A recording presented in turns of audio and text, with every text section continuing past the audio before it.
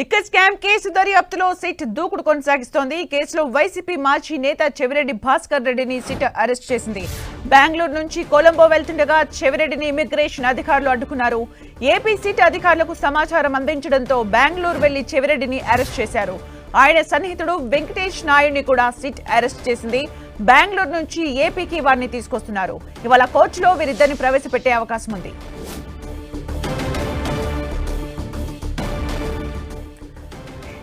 Right, Bengaluru వెళ్లి arrest చేశారు SIT అధికారులు. లుకౌట్ నోటీసులు ఉన్న నేపథ్యంలో కొలంబోకి వెళ్తున్న సమయంలో చెవిరెడ్డి భాస్కర్ రెడ్డిని అదుపులోకి తీసుకున్నారు. బెంగళూరు నుంచి ఏపీకి తీసుకువస్తున్నారు సిట్ అధికారులు. ఇవాళ చెవిరెడ్డి అలాగే వెంకటేష్ నాయుడిని కోర్టులో హాజరుపరిచే అవకాశం కనిపిస్తోంది. అయితే లుకౌట్ నోటీసులు ఉన్న నేపథ్యంలో బెంగళూరు ఎయిర్పోర్ట్ లో ఇమిగ్రేషన్ అధికారులు ఏపీ పోలీసులకు ఇన్ఫర్మేషన్ ఇవ్వడంతో ఏపీ పోలీసులు అక్కడికి చేరుకుని చెవిరెడ్డి భాస్కర్ రెడ్డిని అదుపులోకి తీసుకుని ఏపీకి తరలిస్తూ ఉన్నారు. ఈరోజు కోర్టులో ప్రవేశపెట్టనున్నారు. మరిన్ని అప్డేట్స్ మా ప్రతినిధి దుర్గా అందిస్తారు. దుర్గా,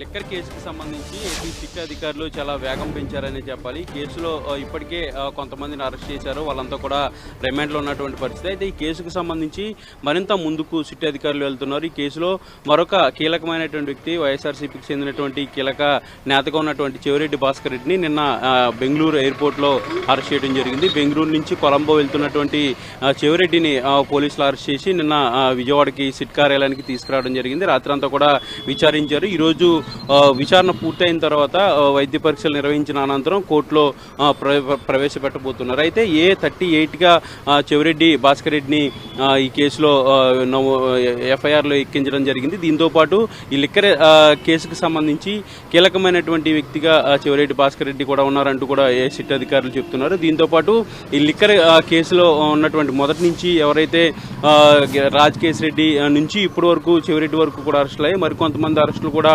ఉండబోతున్నాయంటూ కూడా పోలీసులు చెప్తున్నటువంటి పరిస్థితి కనిపిస్తుంది. ముఖ్యంగా చెవిరెడ్డి భాస్కర్ రెడ్డిని నిన్న రాత్రి నుంచి కూడా సిట్ కార్యాలయంలో విచారిస్తున్నారు. వాళ్ళంతా కూడా కీలకమైనటువంటి ప్రశ్నలు చెవిరెడ్డి భాస్కర్ రెడ్డి దగ్గర నుంచి అడిగి తెలుసుకుంటున్నటువంటి పరిస్థితి కనిపిస్తుంది. దీంతోపాటు ఈరోజు మధ్యాహ్నం తర్వాత సిఐడి కోర్టులో ప్రవేశపెట్టబోతున్నారు. ప్రవేశపెట్టిన తర్వాత రిమాండ్ ఇవ్వాలంటూ కూడా పోలీసులు కోరబోతున్నారు. అయితే రిమాండ్ తర్వాత కూడా కస్టడీకి తీసుకుని మరింతగా విచారించాలి చెవిరెడ్డినట్టు కూడా పోలీసులు చెప్తున్న పరిస్థితి కనిపిస్తుంది. ఇప్పటికే చెవిరెడ్డికి సంబంధించినటువంటి గన్మాన్లు ఇద్దరిని అదుపులో తీసుకుని వాళ్ళు ఇచ్చినటువంటి స్టేట్మెంట్ ఆధారంగా చెవిరెడ్డి పేరు, దాంతోపాటు ఇప్పటివరకు లిక్కర్ ఈ కేసులో ఉన్నటువంటి రిమాండ్లో ఉన్నటువంటి కొంతమంది నిందితులు ఎవరైతే స్టేట్మెంట్స్ ఇచ్చారో వాటిని ఆధారంగా చెవిరెడ్డికి పేరును కూడా చేర్చినట్టుగా పోలీసులు చెప్తున్నారు. ఈ కేసుకు సంబంధించి మరికొన్ని ఆధారాలు తెలియాలి, మరికొన్ని టెక్నికల్ ఎవిడెన్సెస్ కూడా కావాలి. కాబట్టి చెవిరెడ్డి భాస్కర్ రెడ్డిని కూడా విచారించిన తర్వాత మరిన్ని ఆధారాలు కూడా మాకు దొరుకుతాయంటూ కూడా పోలీసులు చెప్తున్నటువంటి పరిస్థితులు. ఈ రోజు మధ్యాహ్నం తర్వాత సిఐడి కోర్టులో చెవిరెడ్డి భాస్కర్ రెడ్డిని ప్రవేశపెట్టబోతున్నారు. అంటే దుర్గా, నిన్న అదుపులోకి తీసుకున్న తర్వాత